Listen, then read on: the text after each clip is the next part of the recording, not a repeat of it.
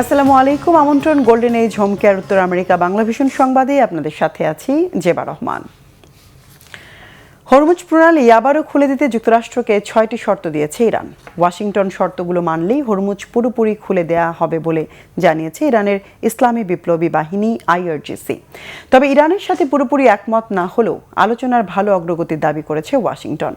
Hormuz প্রণালীতে ইরানের বন্দরগুলোর ওপর থেকে মার্কিন নৌ অবরোধ তুলে নেওয়া, ইরান ও তার মিত্র দেশগুলোর ওপর হামলা বন্ধ করে মার্কিন সেনাদের ফিরিয়ে নেওয়া, যুদ্ধের ক্ষতিপূরণ ও ইরানের জব্দকৃত সম্পদ ফিরিয়ে দেওয়ার শর্ত রেখেছে তেহরান। যুক্তরাষ্ট্র এসব শর্ত না মানলে ওমানের সাথে চুক্তি হলেও হরমুজ প্রণালী পুরোপুরি খুলবে না বলে সাফ জানিয়েছেন ইরানের পররাষ্ট্রমন্ত্রী আব্বাস আরাকচি।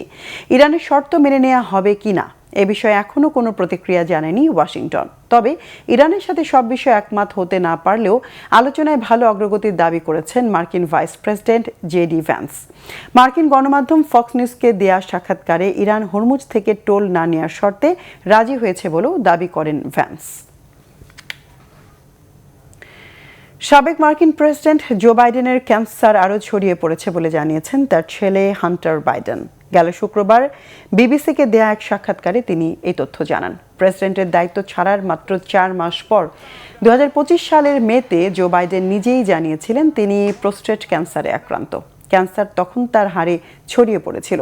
শনাক্ত হওয়া ক্যান্সার বেশ আগ্রাসী ধরনের। এরপর বাইডেনের চিকিৎসা শুরু হয়, দেয়া হয় রেডিয়েশন ও হরমোন থেরাপি। তবে শুক্রবার রাতে বিবিসি নিউজ নাইটে দেয়া সাক্ষাৎকারে ছেলে হান্টার বাইডেন জানান চিকিৎসা চললেও তার বাবার ক্যান্সার হাড় সহ বিভিন্ন জায়গায় আরও ছড়িয়ে পড়েছে। সবচেয়ে বেশি বয়সে যুক্তরাষ্ট্রের প্রেসিডেন্ট হওয়া বাইডেনের স্বাস্থ্য নিয়ে দীর্ঘদিন ধরেই প্রশ্ন ছিল।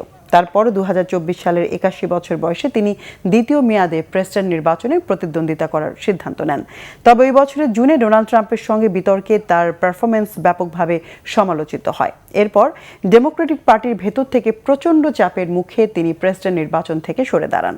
পরে বাইডেনের বদলে দলের প্রার্থী হন তৎকালীন ভাইস প্রেসিডেন্ট কমলা হ্যারিস। নির্বাচনে তাকে হারিয়ে প্রেসিডেন্ট হন ডোনাল্ড ট্রাম্প। কানাডার পশ্চিমাঞ্চলীয় প্রদেশ ব্রিটিশ কলাম্বিয়াতে প্রচণ্ড গরম এবং শুষ্ক আবহাওয়ার কারণে ভয়াবহ দাবানল ছড়িয়ে পড়েছে। পুরো প্রদেশে জারি করা হয়েছে জরুরি অবস্থা। তীব্র বাতাসের কারণে আগুন দ্রুত গতিতে ছড়িয়ে পড়ে। 20,000-এর বেশি মানুষকে তাদের ঘরবাড়ি থেকে নিরাপদ আশ্রয়ে সরিয়ে নেওয়া হয়েছে। দাবানলটি মূলত শুকনাগান্থ লেক অববাহিকার পশ্চিমাঞ্চলে অবস্থিত সামারল্যান্ড এবং পিচল্যান্ড জেলা সহ আশপাশের এলাকায় ব্যাপক তাণ্ডব চালাচ্ছে। দাবানলটি বনের প্রায় 23,500 একর জুড়ে ছড়িয়ে পড়েছে। আগুনের তীব্রতা বেশি হওয়ায় জারি করা হয়েছে জরুরি অবস্থা। বিদ্যুৎ বিচ্ছিন্ন বিভিন্ন এলাকা।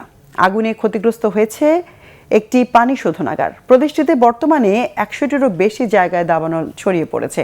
আগুন নেভাতে শুধু ব্রিটিশ কলম্বিয়াতেই কাজ করছে 1,500-এর বেশি কর্মী। কানাডার দাবানল মোকাবেলায় মেক্সিকো, অস্ট্রেলিয়া, ফ্রান্স এবং নিউজিল্যান্ড থেকেও অগ্নি নির্বাপক কর্মীরা যোগ দিয়েছেন। দর্শক, এই ছিল এখনকার মতো। আগামী বুধবার বাংলাদেশ সময় সকাল 6টা, মঙ্গলবার নিউ ইয়র্ক সময় রাত 8টায় উত্তর আমেরিকা বাংলা ভিশন সংবাদ দেখার আমন্ত্রণ রইল। এতক্ষণ সঙ্গে থাকায় ধন্যবাদ সবাইকে।